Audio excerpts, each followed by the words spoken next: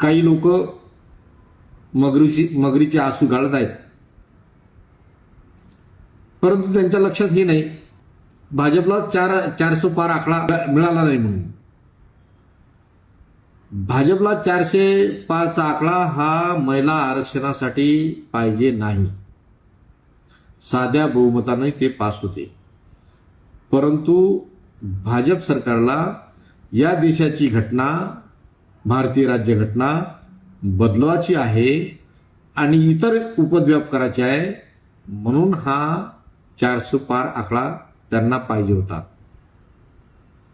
म्हणून रडणाऱ्या लोकांनी भ्रमात राहू नये.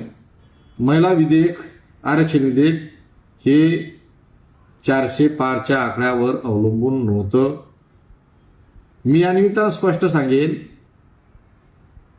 जी आज महिला आरक्षणाच्या विषयी काँग्रेसला आणि विरोधी पक्षाला बदनाम करण्याचं षडयंत्र या निमित्तानं चाललेलं आहे. मी स्पष्ट सांगेल,